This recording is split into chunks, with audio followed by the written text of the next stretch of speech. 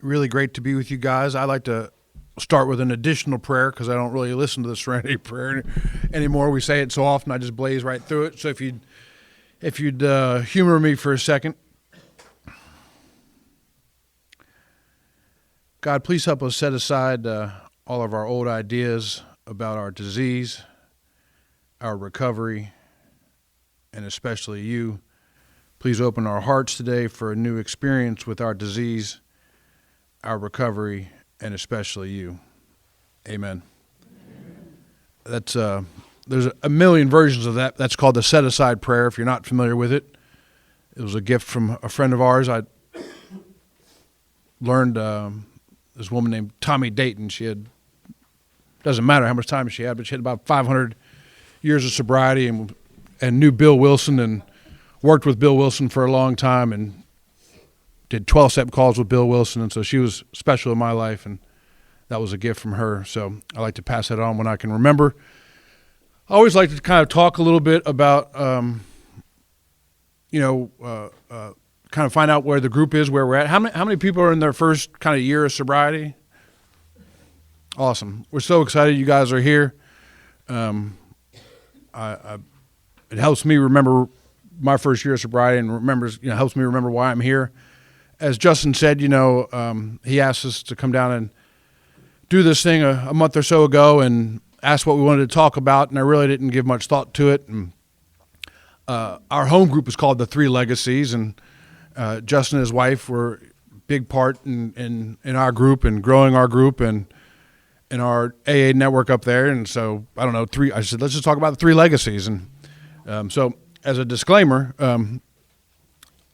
we're not here with the Three Legacies group by any means, but the Three Legacies of recovery that are on our chip, unity, service, and recovery, are obviously vital in my life. I was lucky enough to get sober really young. My sobriety date is July 5th, 1989.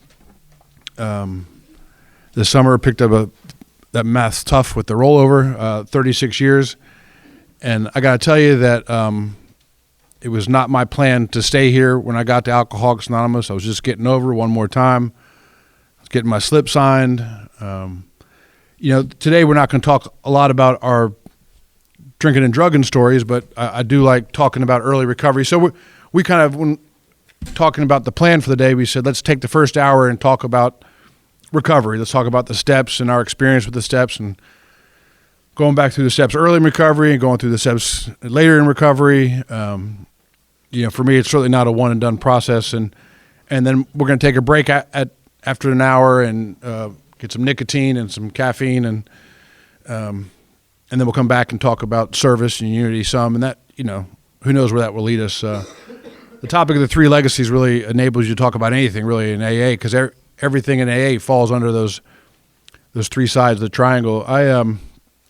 So when I got here young, we were talking about this at breakfast. I didn't. You couldn't convince me that what I needed was a spiritual awakening. I'm just getting over. I got no plan to stay here.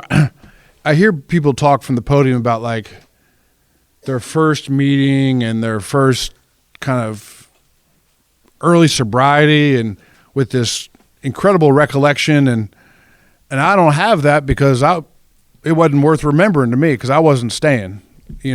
Some people talk about, I remember my very first meeting very vividly, but that time of the first few months of sobriety, like I hear people quote other people, Billy Bob said this and it made me stay. I wasn't listening. I wasn't staying. I got sentenced to a recovery program, a 6-month recovery program from a judge. I zipped right through that in 16 months, and a fellow slow learner back there. He got it. And when I was done with that thing, because I had a bunch of charges. I didn't want to go to jail. I have a big mouth. I don't fight well, so that wasn't a good plan. So I went to this recovery program, and really early, I fell in love with the fellowship. I was lucky. I fell into an AA club, a lot like this. It was a little bit dirtier, a lot dirtier, and we were allowed to smoke. back in the day, and I mean, like, the smoke would be to there. You really, like, you had to count your chairs or you'd sit in someone's lap if you got up. I mean, it was terrible, the smoke. But, I just fell in love with the fellowship. I fell in with some young people, and we were just, and I, somewhere along the lines, I made that decision. All right, I'm going to try this thing. But I wasn't by any means fully surrendered. I wouldn't claim to be fully surrendered today. I've certainly surrendered the fact that I'm powerless over alcohol for certain, and the other fun things that comes with it. But I wasn't convinced that I was going to do it your all's way. The 12 steps sounded like pretty solid ideas for Mason. Not for me. That really drastic ideas. I mean, you guys are talking about moral inventory and. I don't know what an amends is, but it sounds like I got to pay some money back to some people, and I'm not interested in that. And so, but I knew I needed to stay sober, and they told us meeting makers make it, and so I just went to a lot of meetings. I mean, if I wasn't delivering pizza, I was going to a meeting. That's the only job I could keep for any extended period of time because I didn't really have to work. You just drive around and you smoke a lot of cigarettes, and it was just an easy job for me early in recovery, and but that didn't cut it. As a part of that treatment program I was in, they made us do kind of their version of the steps. There were some pamphlets that had to be filled out. What we thought the second and third step meant, and different steps and so forth. I'm sorry, I got something in my eye. But this idea of a spiritual awakening was just so foreign. And what we were talking about at breakfast is I think as a young person, that's nearly impossible to grasp, that God is my answer, that living by spiritual principles is the answer. Like early in recovery, that is not the answer. I need to get a hot girlfriend. I need to get off of paper. I need to get my driver's license situated. I need to get insurance, and some tags, some legal tags that are not from down the street.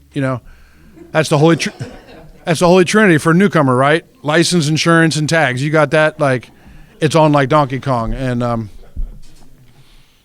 sponsoring a new guy right now, living at the halfway house, man. I love this guy. He is me, just crying the blues, bitching, he's like, man, he's trying to get the blow and go situated, get his car situated. The DMV is giving him, you got a blow and go? What do they call it? They call it the Irish trumpet.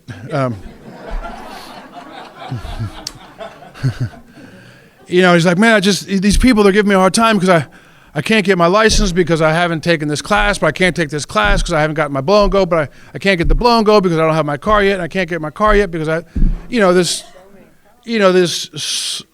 he thinks is this cycle of death, and I'm like, man, and I felt embarrassed for saying it, but it's the truth. And I know he didn't hear it. I said, man, if you just a day at a time make decisions based on spiritual principles, you're going to have an amazing life. He's like, yeah, but like, I got to go down to the DMV. I got to be at the DMV at 9:30. I don't have enough money to Uber down there, and Mason won't pick me up. And, like he just can't hear that, right? And I so get that, and thank God, like, I fell into this group. So I did, like I said, 16 months in that 6-month program, and I got out and I was wired for sound. I had the only reason I had stayed sober for 16 months was this incredible level of accountability, drug test, urinalysis tests, all almost every day, and this incredible network that I had fallen into of these young people staying sober.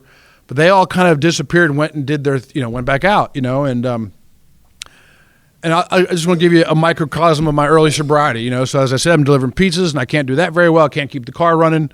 The car blows up, and so my life is over because the car blows up, And I remember, I got to my sponsor's house, like, I'm 19 years old. My life is over because my car blew up, and like I was so clueless how life worked. I didn't even know, like, you're supposed to change the oil, and I didn't change the oil, and the car blew up. And so I got with my sponsor and didn't know what I was going to do with my life, because at 19 you got to have that figured out. And the first Gulf War had broken out in it wasn't the late 80s, it was the early 90s. And I decided I was going to join the Navy. Like, that was my solution, because I can't keep my life together here, so I'll go join the Navy, and I'm sure that'll work out, and so I went to my sponsors, and this is I hope you can follow the series of events. I went to the recruiter, I enlisted, and then I went to my sponsor to see if that was a good idea. And he's like, well, did you sign all the papers? I'm like, well, yeah, I signed all the papers. He's like, then what are we talking about this for? Like, there's no, all right, you're done, But I remember him saying, he's like, did you tell the recruiter the truth? I was like, well, kind of, which is no. And then, and so, they don't ship you out right away. And by the time I shipped, this was like fall of whatever year, 1990, I guess. And by the time they shipped me out in March, the war was over. The war only lasted 7 days, and so my vision of being a war hero were gone. I mean, I was so effing delusional that I was going to be a war hero. I actually joined the Navy because I didn't want to join the Army, because in the Army they were going to send you to the desert. And that's going to be dangerous, right? I want to be in the Navy. We're going to be off in the water, safe and sound. But I could come home and talk about being a war hero. And so, like, day 2, they have this thing called the Moment of Truth Day. They bring in 1,000 troops, it seemed like. And they march you, they shave your head, they send your stuff home. 48 hours, they march you. You literally do not sleep. No sleep at all. Even worse, they pretend to let you sleep. You go and you sleep, and they're like, all right, we'll see you in 8 hours. In like 10 minutes, they come back, and they're like, just kidding, let's go marching. Right? So anyways, 48 hours in, they bring us in this big room, and they're like, hey, if you've lied to us, we'll let you leave. But if we find out later and you cost the United States Navy money in our research, you're going to get dishonorable discharge. It'll stay with you the rest of your life like a bad venereal disease. And by now I'm like, man, I've made a mistake. I'm not going to be a war hero. Like, this is actually work. I wasn't really, I just wanted the ribbons. I didn't really want to do anything. And so he says, if you lied, we'll let you go home. No harm, no foul. If you lied about your arrest record, go into that corner. If you lied about drug use, go into that corner. If you lied about being in jail, go into that corner. If you lied about psychiatric care, go into that corner. Well, now I've got a question, and I'm sitting in the middle of 1,000 guys. I swear to you, as I'm sitting here before you, this is the truth. I threw my hand up, and this dude was so shocked, I bet you he had never seen a hand go up, because they're pretty clear instructions. And he actually called on me. He was so surprised. They called us Smurfs because they dressed us in blue. He said, what is it, Smurf? And I said, where do you go if you lied about all 4? And he said, will you come with me? And so I tell you that story because, like, that is my early recovery. Ready, fire, aim. I'm sure you can relate that in some way to your own life, right? And to your early recovery. At least I hope you can. And so of my own willpower, making my best decisions, not on spiritual principles, with no guidance whatsoever, the best I can do for our country is 48 hours, right? That's the best I can do, of my own willpower. It's funny, every Veterans Day, one of the men that I sponsor calls me and says, thank you for your service, So, yeah. So, those of you who are thinking about that, the job's already taken, so it's coming soon. Appreciate it. I love how we razz each other in here. Sometimes it comes back to haunt you a little bit. So I just like talking about my early recovery because, I would hear people talk from the podium, or, I got sober on speaker tapes, and because my crazy AA club, there was not a lot of big book going around. It was just like, it was like joining a gang. It was the sober gang, and it was a cool gang. But man, the big book was not the deal. I mean, I'm sure they were talking about it. I just wasn't listening. I fell in, these old guys just took me under their wing. I was not a high value draft pick. They weren't like, oh, who gets to help John today? No, like I'd come in late. I'd smoke all your cigarettes. God forbid somebody brought donuts. I don't never saw a damn donut. I mean, somebody brought some like 12-day-old cookies. I was up 3 or 4 times getting cookies. Going to the bathroom. I just could not sit still. I'm leaving early. Back where we got sober, a lot of meetings they had halftime. They'd go for an hour or an hour and 10 minutes, and they'd pause halfway through. So everybody, when they stopped letting us smoke, so we could go outside and smoke. It was crazy. And so everybody would come back in, they'd restart the meeting, but of course I'm 5 minutes behind everybody because I need one more cigarette, or I was a meeting guy, and it just didn't work. And that's how I ended up in the Navy. And then so I got home from the Navy and I figured, well, shit, I'm really old now. I'm 20.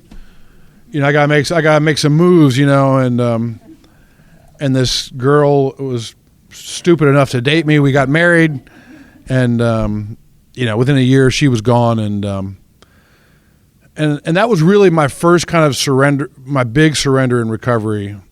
I wasn't upset that she left because I upgraded, but she left.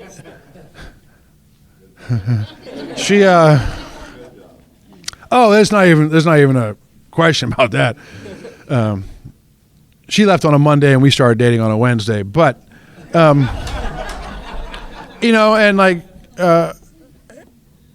we had one of those crazy early recovery relationships.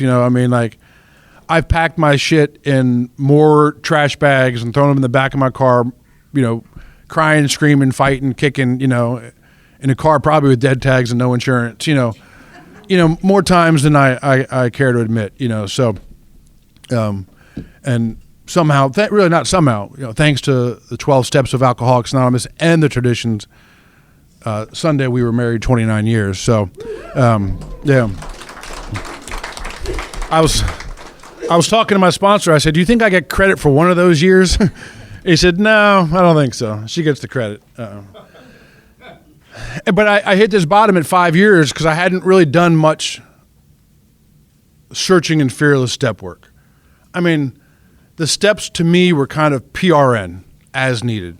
If I everyone's a pillhead, right? You know what PRN means, right? Take as needed. And, so like when there'd be a little crisis in my life, I would dive into some step work. If I had to buy a car and I couldn't get the car because my credit was jacked up, I would do some amends work. I'd pay off those creditors, whatever it is. Or, if I needed some money from mom, I would, hey, mom, I need to make some amends, or whatever it may be. And if I couldn't, keep or get a girlfriend, I, do some 4-step work. But so that really drove me into the step work. And I really went after the 4th and 5th step for the first time with earnest. And my sponsor, Charles, God bless him, just died this last summer. He was my sponsor for about 10 years. I'll tell you about the magic Alcoholics Anonymous. We were,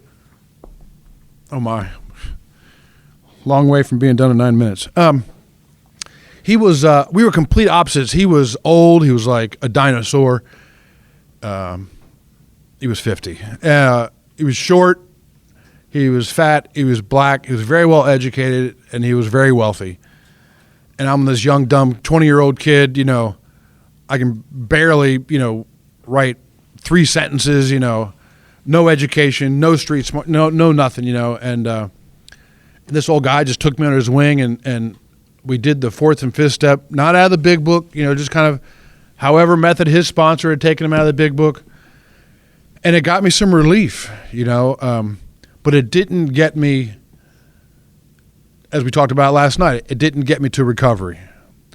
Our 4th and 5th step are such magical steps in here, but they're specifically designed. The 4th step is this inventory of our resentments and our fears and our sexual misconduct.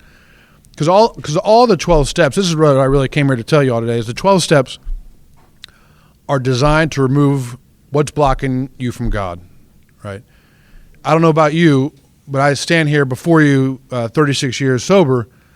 Still today, lack of power is my dilemma. I not only do I not have the power over alcohol and drugs, that's obvious, but I don't have the power in and of myself to fix me. you all are fine people, but if I could fix myself, I would not have hung around. Right? I would have gone off and done whatever. AA is not a self-help deal. It is not a self-help deal. I would have gone off and just done my own thing, and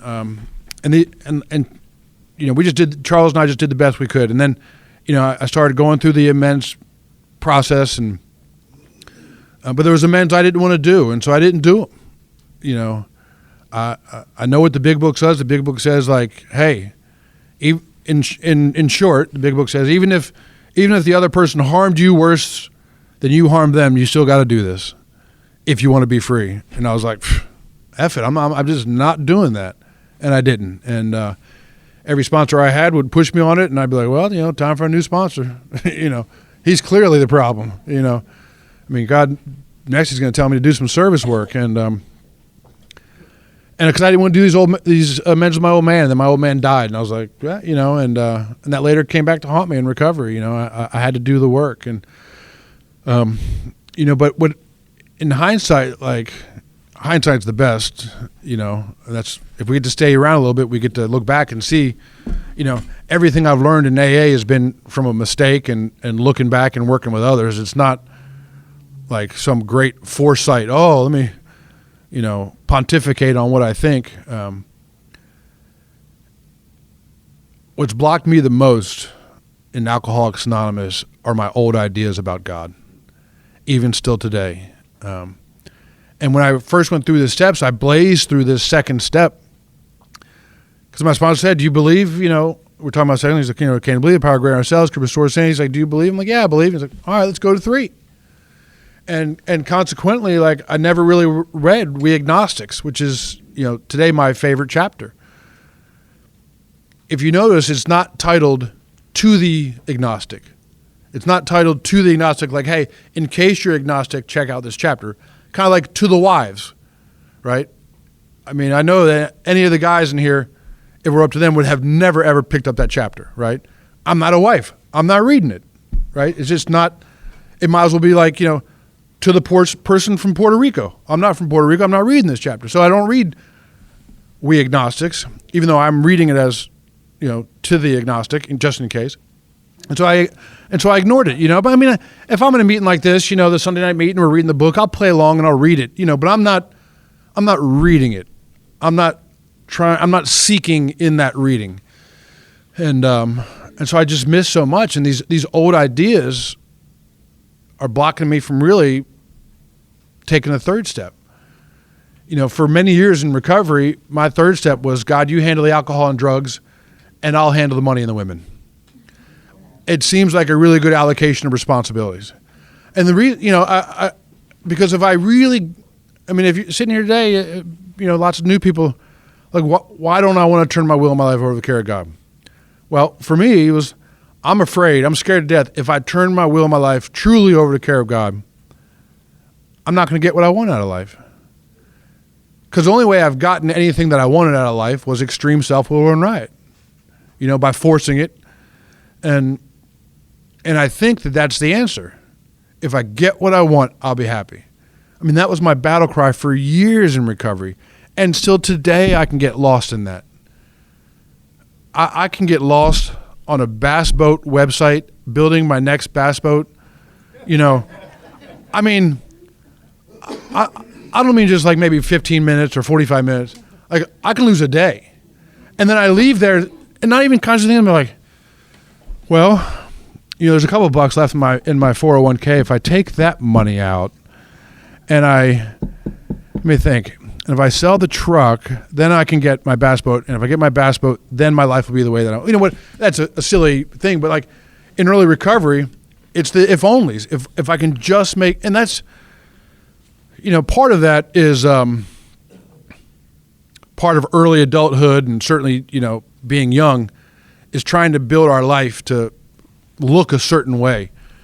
I don't know if any of you guys read Richard Rohr, but Richard Rohr is a big friend of Alcoholics Anonymous, and he talks about the 2 halves of life. And the first half of life is when we're just solely focused and concentrating on building this container, building this vehicle that we're going to live in the rest of our life. And that might look like I got to get the right military rank, or I got to get the right educational degree, or it might be, hey, I want to be a mom and have 4 kids, or it might be, I want to be a professor, I want to be the president of my company. I'm going to build this container. It might be a certain physique, and that's going to be what carries me down through the rest of my life. And then we figure out, if we're lucky, not everybody figures it out. We all know people who haven't figured it out. But if we're lucky, we get to figure out that none of that really matters. None of that really matters. And then we spend the rest of whatever time we have left focusing on what we're going to put in that container. And that's when this journey really begins. And that didn't happen for me until I had 18 years of sobriety. Just I got here young. I mean, anyone grew up in the 70s, and even today, I'm sure even worse with social media. Like, the 80s were about obtaining and consuming, and this material life just blew up in the 80s, right? The 40s and 50s were about recovering from World War II, from World War II, and the 60s and 70s were, America really started booming, and Vietnam War took off. But then when the 80s hit and it was peacetime, man, money was flowing, and that's what it became about. And color TV and just the technological advances. And I'm not blaming anybody but myself for my life. I'm just saying that's kind of the culture of America is about.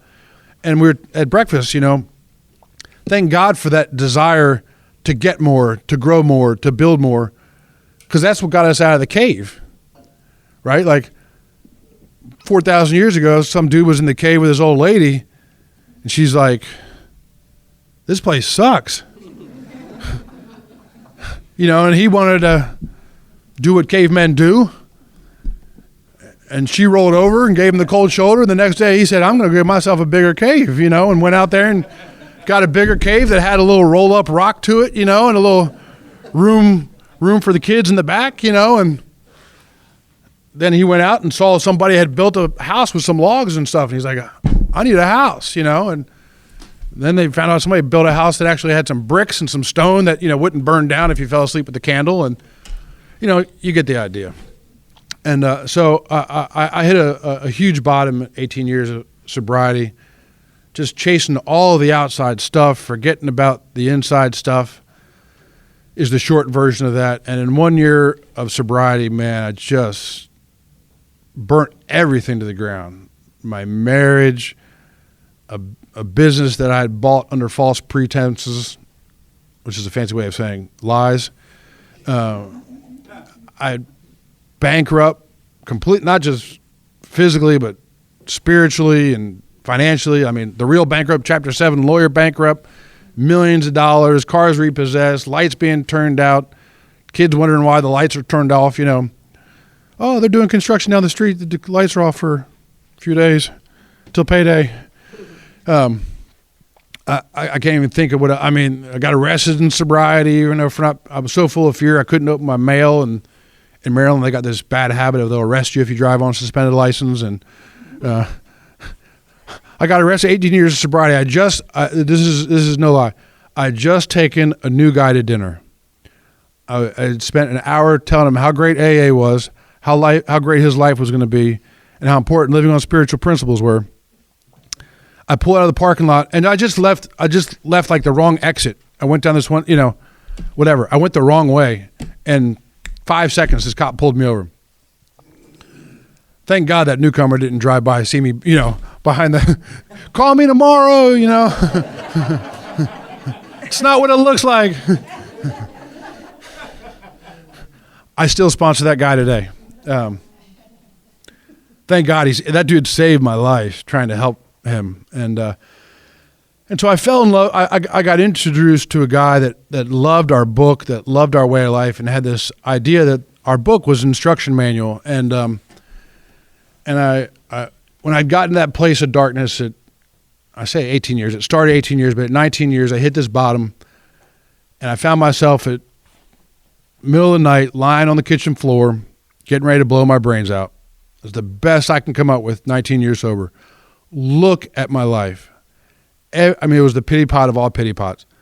There was not an area of my life that I could look at that I had managed anything well. Nothing. Like usually you got something going for you.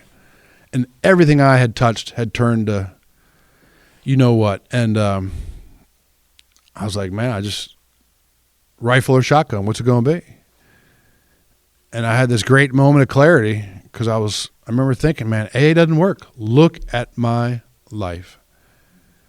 And this great truth, it sounded a lot like my first sponsor. I don't know if people talk to you from the dead or not, but in the back of my head, it was like, dummy, you're not working AA. You're not working anything close to AA. And I had this like, it wasn't like a movie, but it was like the truth of like my last year's participation in Alcoholics Anonymous. And I was like, oh, SHIT, that's right. I'm not doing alcohol, not even anything close to AA. And I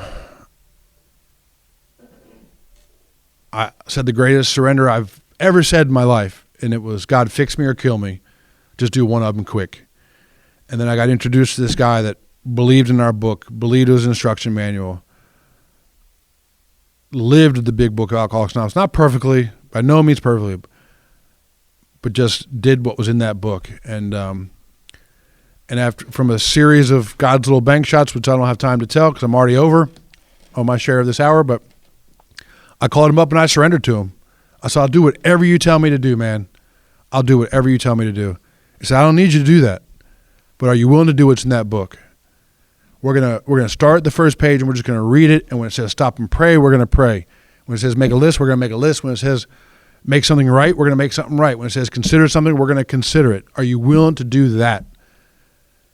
And I was dumb enough and broken enough to say, yeah, I'll do it, you know, and I did. And that man's still my sponsor 17, 18 years later.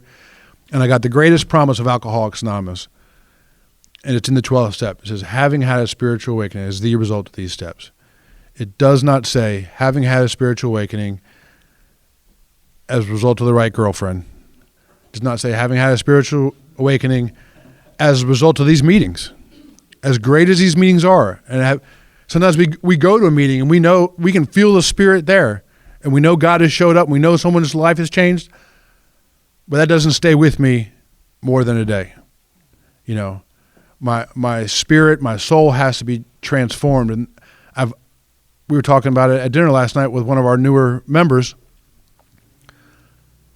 He said he was talking about his previous experience. He's like, yeah, I tried to get sober before, but I didn't do the work. I said, well, I could have told you that. I knew that answer. Because the flip side of that is that I've never seen somebody do the work, and not in an arrogant way, but like I've never seen somebody do the work and then go back to drinking. So I've shared with you long enough. We're so grateful to be here, and I'm going to share with you my lovely wife, Renee. Thanks.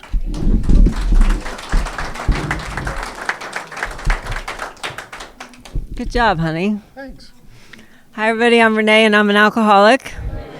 And my sobriety date is March 21st, 1992. The Three Legacies group in Lebanon, Tennessee is my home group presently. And my sponsor, I have a sponsor. She knows she's my sponsor. Her name is Cheryl, and she's Cheryl R., and she lives down in Tampa, Florida. It's been the first time I've had a sponsor that doesn't live within arm's distance. And it's been a new experience, but it's been a spiritual one, and it's been working for a while now. So we're just going to stick with that for now.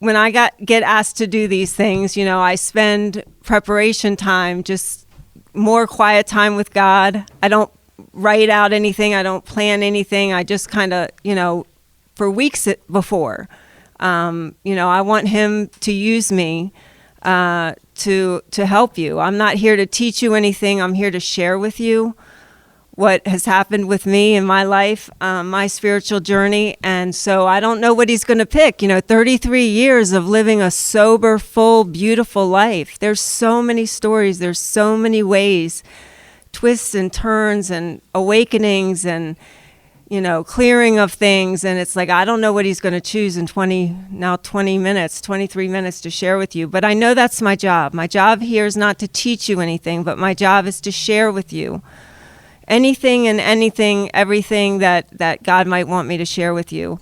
because that's what was done with me. I'm here because I'm an alcoholic. I don't have a good relationship with alcohol or any mood-altering substances. I have a physical allergy. I had a spiritual malady. There's there's just this thinking problem that happens up here when I'm irritable, discontent, and restless, itchy, bitchy, and twitchy. Another way of saying it. Us women and men. I can diagnose my alcoholism today even when I'm not drinking. That's the truth. Because you take away that and I'm a problem. So it's spiritual in nature. If someone has a physical allergy, if I could just stop and I'd be okay, I would have done that. But, I'm just genetically and spiritually not made like that. So I got sober at a club, so I'm having a little bit of, nostalgia. It was just like that. I'm really kind of choked up about it because that club saved my life. It was wild. It was crazy. It was tasers in the parking lot. There were chairs being flipped. It was just wild. And I just couldn't wait every day, to get there, to just feel like I could breathe for an hour or however long I could hang out there, because I just could not be alone in my own skin. By the time I got to you, it was unbearable. The wind would blow and the wrong way, and I'd be in the fetal position in the corner, because my solution had stopped working. I did not have any control over my thoughts, my feelings. One of the biggest gifts I've gotten sober is to learn how to respond instead of react. John talked a little bit about that, but I'm telling you, my whole life was run on emotion. I would catch a feeling, whether it was fact or fiction, it didn't matter, and it was on, and I didn't have any way of living life as a sober woman with sober actions and thoughts. I grew up in Rockville, Maryland, on the other side of the train tracks from where I went to school, because they put bust us kids over to the rich county, the rich schools.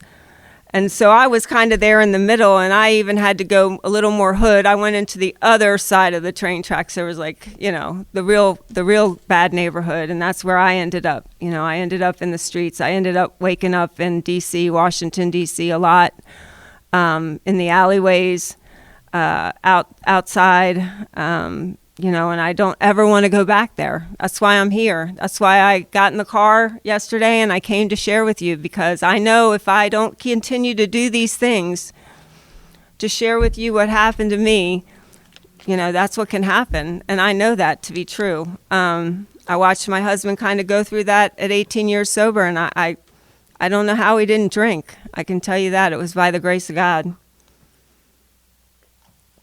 So anyway, I got sober by the love and the grace of those people at that club. And I've heard a lot lately that that's not just where we got sober back then.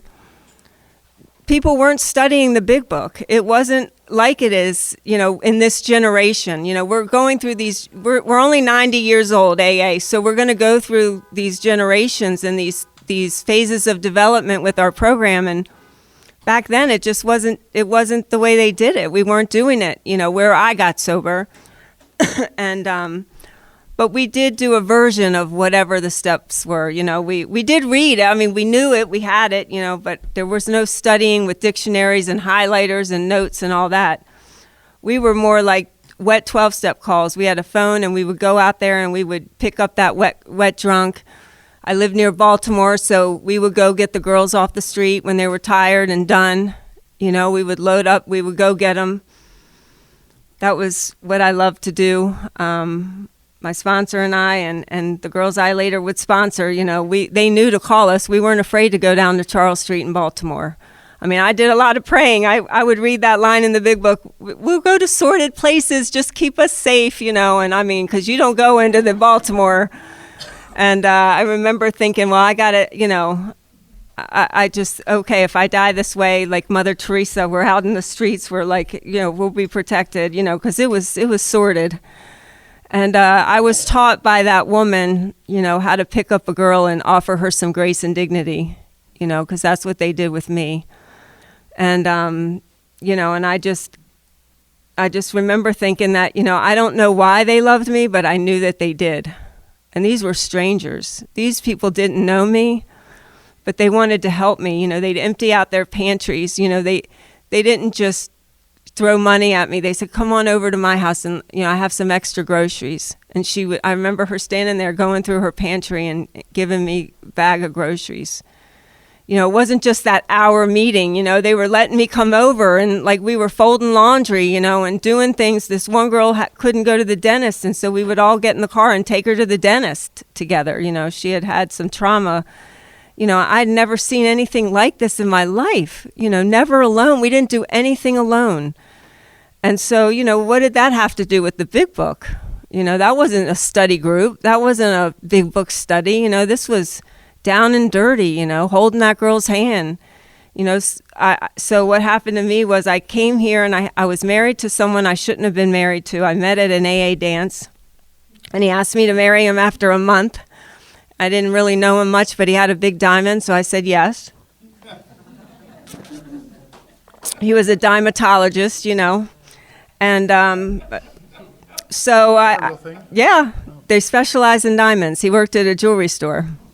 And so, I knew, well, maybe this was, my ticket to a better way of life. And I met him at an AA dance, And so this was in 1990, I guess, because I had come to AA, but I don't have enough time to tell you that story. So I come into that club. I'm talking about the time I came into the club and I surrendered to AA and I gave my life to this power that I didn't have a relationship. I knew was there, but I didn't have any. I don't know about you all, but I wasn't good at relationships when I got here with anything or anybody. And so I knew, like, pretty soon on, I was about six months sober, and he wasn't coming home. There were a lot of stories, I was working 2 jobs, and his stories weren't adding up, and I knew I was in deep trouble. And I ended up getting pregnant, though, at six months sober. So I celebrated my 1-year sobriety at that club, pregnant, scared. I had done a 4th and 5th step because I knew I wanted to offer my daughter a better way of life than I had had. And I knew something about clearing out some space so that I had a chance of being the kind of mom I wanted to be. And so I had gotten through at least that part. But anyway, by 18 months sober, I'm getting ready to have this baby, and I'm 7 months pregnant, and I walk out of that marriage scared out of my mind, jumping off that cliff backwards with my eyes shut, just knowing that that's not what God wanted for me. And the women in AA carried me. When I hear carry the message, not the mess, I have to beg to differ. They carried me, and I never went to court alone. I was living on a mattress on the floor. Here I am, 18 months sober, scared. I did that 3rd step in action, not a prayer at a waterfall or in a beautiful church. I carried my pregnant belly and anything I could carry and left that situation. And that was like the 3rd step, not even, in action. I knew God wanted better for me, and I knew I was in my own way. So anyway, I started doing those kinds of things, and I started trusting, and I started, seeing God, in that rear view mirror kind of thing. Like, it's funny, my rear view mirror just recently changed because now that I'm a grandmother, the rear view mirror it's a new one, because now I have a whole nother, like, as a mother, you see it differently. And now as a grandmother, I even see it even more differently. And I have a feeling, when I lost both my parents, now I'm an orphan. And it's like the mirror changed a little bit because you look at things so differently. And I think it's going to continue to change, and I'm kind of excited about it. We just get more information. It's just about living life enough to get more information to change that old idea. Right? That old idea. So I have this little sober baby, and I'm in that clubhouse with the smoke, right, in the back of the room on that nasty couch, trying to keep her covered from the smoke, because mama needed a meeting. I didn't know how to live life sober yet. I had just learned how to dress appropriately by that point, because the women, I don't know, we have to learn to wear our shorts longer than our panties. We have to learn some things. And, and I had to learn, how to dress and not embarrass the family at a McDonald's. I had to learn how to talk. I didn't know how to talk with some grace. I was a street girl. I was a sailor. I had sailor mouth.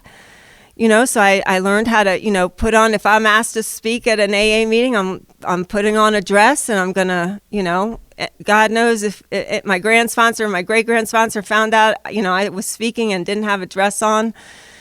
Just little things to show respect to this life that has been given to me, and start to share that. So anyway, I get through that divorce. I have a daughter who's 32 from that, who's never met her biological father, and she's supposed to be here on this earth, and she was about 6 months old, and John came into our life in a way that was. He fell in love with my daughter first. I had a desire for something that, I saw in other people in AA. I wanted a sober marriage. I wanted a marriage that was based on the principles of this program. So I had some things to learn, and I got some outside help, and I kept God in the center, and I just, service, what we're going to talk about in the next hour, and that's what I did. I knew if I helped you with your kid, or if I took that new girl to that detox, that somewhere in that process God was going to show up and show me what I needed. That's how he shows up to me, with my feet on the ground doing something, not just sitting at home having a me day trying to figure out how to date a man.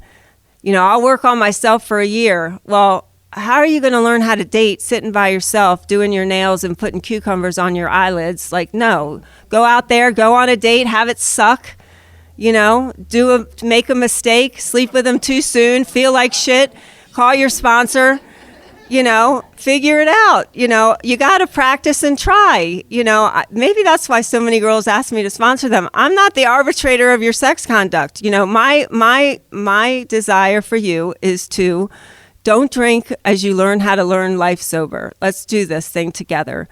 Now, that's not to say when it's so obvious, I do try to, but I do believe that's how I've learned everything. I had to go on that date that I shouldn't have gone on. I had to wake up with that, guilt and remorse the next morning, and ask God to show me a different way. And that's what started to happen. And it was the little things, though. I'm so grateful that that hug that girl gave me, that, I didn't know who she was, but I felt it at the bottom of my toes, and I also want to say about that, when I heard some people, there were some sponsors say, put "I love you" on these Post-it notes and say "I love you" to the mirror every morning, and you're going to learn to love yourself, and we'll love you until you can learn to love yourself. And I don't know about you, but I had spent so much time focused on self, like John talked about, of what I thought I needed and what I thought it was going to look like and what I thought I needed and how it should be. When I stopped and realized what was happening beyond my control was, I walked in that club door and there were a bunch of women like us sitting in there, and they started getting excited, like, oh, here we got one. We got a hot one here. She's a mess. And just like I get now, I get so excited. If they smell, it's even better. And if, they don't have any clothes, that's really exciting, because we're going to get into Lisa's closet and we're going to get some clothes on this girl. We get kind of excited. And that's what happened when I walked in the door. And I just was able to receive it. God set it up so that whoever those women were the right women that I was going to believe for some reason, because out there you can't trust many people. And so I started to let them love me. And the ones that I see stay and that get to the point where, they let us love them. And not until they can love themselves, but until they fall in love with that next girl that walks in that door. Because once you're getting the love and you're giving the love, you're full of it. You're full of love. It's coming in, it's coming out, So just hang on. Let us love you until you see the girl, and you're going to know her. You're going to sit there and you're going to see her, and something will light up inside of you. And that took care of the problem. I didn't have to go get a massage or do anything, for me and do all that. I had to just open myself up to let God use me. That's where my self-esteem came. That's where I felt like I was worth something. I started thinking about that girl when I wasn't at the meeting. I wonder how that job interview went. I wonder how that talk went with her kid. She had to go to the supervised visit. Or when we go to that courtroom and we go in there and she gets her kids back after 3 years of fighting for that kid back. Those were the things that did it. Not what I thought, not what I thought. And I remember sitting there in those courtrooms when the kids, the kid thing always got me, the kid thing always got me. That's the hardest, when they lose their kids and then they get them back or they don't get them back. So I got sober. I was already sober when I had my baby, so I don't have that experience, but I'll go sit with them and we'll find the girl that's had that experience. So I was lucky enough. So I had 2 more babies sober with John. We had a sober marriage. We got married. And we've been doing the deal ever since. And, my job, I think, is to continue to remove anything that's blocking me from a new experience with you and my higher power. I don't know what it's going to look like. When people introduce themselves as an alcoholic and an addict and a this and a that, like I could spend 30 minutes of all the things God has been able for me to be since I got to you all. The list goes on and on. The good news is all I have to be is an alcoholic so that I can have the whole thing. I can add to the list of what I get to be today because I'm sober. Like I said, I've lost both my parents. I was able to make those amends and have relationships with them that by the time I got to hold them when they died, it was a spiritual experience. Yes, I miss them. Yes, I grieve, for them every day, but it was a spiritual experience. And I share that with others. I don't know why, but God gives me this gift of, I believe God gives us spiritual gifts, and I have a gift of when people die. I don't know. God likes me there. I'm with a lot of people when they die, and I guess that it adds up because we're dying spiritual deaths. So I've had a lot of training, right? So we die spiritually in here too, and we hold each other through that. And so I think that my job here is to just not dream that I'm awake when I'm asleep. I want to be awake. I don't want to think I'm awake. I want to be awake. I have heard people describe it as, I don't want to be dreaming I'm awake when I'm not awake, and I want to be awake and experiencing my life. I was asleep for so long. That means I don't like every day. I don't like every day. That year that he was talking about was hell. It was not easy. I went out in our property in Maryland and I screamed at God. I was mad. If you're so great, why did you allow that to happen? When I had to turn my car in, I was like, do you know how many women I picked up from the street?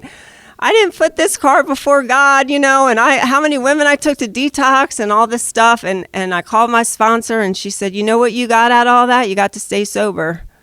That car is not where it's at. You've had these experiences. And so, I had to learn how to let all that stuff go, strip down to nothing. And I will say this, I'm on the back 9 of life. I think a lot of this just biologically happens, right? I've watched the people closest to me die in that bed with, you don't take anything with you. I've cleaned out all their stuff, housefuls of stuff, goes to Goodwill and trash, and none of that stuff matters. The people that were in those rooms with those people is what mattered. And I think when life will give you those gifts, that just can't help but change. So in the meantime, until God gives you those kinds of gifts, our job is just to keep coming here, find the spiritual solution. It's going to change. The next generation will have another way to do it. Right? We don't have to say what's right or wrong, whatever's going on. And if it's working, hold on to it. You know, I will want to share one story because he took a lot of he gave me, I'm going to tell one little fun, beautiful story that God shows up, I promise, about the woman that saved me in that club. Her name was Nancy. She wasn't like me, but man, her heart and I, she was the one I was most scared of. I don't know if you all have that person in your club, but she's going to tell you the truth and she's not going to sugarcoat it because our lives depend on it, right? Little did I know, you can be that and loving and kind too. Just so you all know, you don't need someone yelling and screaming in your face. They can tell you the same information and hug you and kiss you at the same time, which is what she was. I just didn't know that.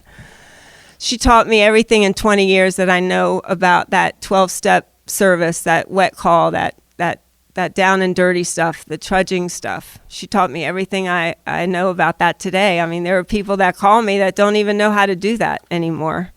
They don't know. They're on a lot of committees. They're on a lot of things that they do great, but they don't know how to do that. They don't know how to go into a motel and get that girl off that floor and get her some help. So I'm really grateful that Nancy taught me all that. And when she was sick and she was dying, and I'm running around at 25 years sober trying to find a new sponsor. You know, this woman walked me through my psychic change. She walked me through those years where I became a different person in my core cellular level, right? That addict girl, that girl that was so sick and spiritually dead, she walked me through this personality change where my father would even call me sweet. You're so sweet. What? No one ever even thought of that word with me, you know, when I was out there. And so, you know, this psychic change, this personality change that happens, like, you know, people look at me today and if you could see a snapshot of how I looked when I got here, you would not even believe it. So that happened in that 20 years, and she knew every deep, dark every crevice. She knew everything. All my demons, all my secrets, everything. So when she was getting ready to die, I couldn't believe what happened. So she was in a nursing home. I didn't go visit her. And I go to nursing homes. I love nursing homes. I go visit anyone and everyone. Oh, you got a cousin? Let's go. They're in hospice? Let's go. I don't even have to know them. But I didn't go see her. And I didn't understand it. And I'd say, I'll go next weekend. This woman saved my life, walked 20 years, all my kids, my everything. And I don't know why I didn't go. And I'm questioning God. I don't understand it. I owe this woman everything. And so finally she dies, and I didn't get to go see her at the end. Now, good news is we were right. She knew how I felt before she got sick like that. But it was a surprise. So my father was my spiritual mentor most of my adult life. And so I asked him so many times, what do you think that is? What do you think? He goes, you know, it doesn't matter anymore. She knows. She's in heaven. She has all the answers. There must be a reason. You don't have to know. So it didn't sit right with me. I was inventorying it. I was praying about it. You know, my new sponsor and I talked about it a lot because I just couldn't let it go. And this is what God will do for you when you're looking. Stay awake. You'll see this stuff. It'll happen for you. I'm at a meeting I'd never been to in Frederick. I've been Frederick for 20 years at this point. I'd never been to this meeting. I've never been there. And when my sponsor died, she was a Philadelphia Eagles fan, and she had a big Philadelphia Eagles blanket on her casket, and she had her Philadelphia jacket on in the casket. It was like, you know, that was her thing. And so I always remember that from her funeral. And I'm at this meeting, and I've never been there before. And around the corner, this girl's lost, and she's looking for a meeting. She's got the deer in the headlights. She's that girl that we get all excited about. You know, we're going to help her, and she's desperate. And she's got a Philadelphia Eagles sweatshirt on. She's from Philly. She's desperate. She needs help. And I looked up in the sky. I just, thanks, Nancy. I'll keep doing what you've taught me to do, because that's what she wanted me to do. She didn't want me to think about it again. It was like gone. I haven't thought about it. I don't feel guilt anymore. I know what she needs me to do. And last weekend I was up there in Maryland. She's been sober years now, you know, and she's had her sober baby, and her house was filled with sober women. And to see that, you know, 7 years later, that's what we can do here, you know. And how did she know how to do that? Because she was hanging out at my house with all the women we were dragging around and having sober birthday parties with our kids and teaching each other how to do that. And she was doing it. Talk about a gift. That has nothing to do with a car or a 401 bank account. I have a picture of those women with their kids. It was beautiful. And, it was all because of what was given so freely to me, and I'll forever be grateful. Thank you so much.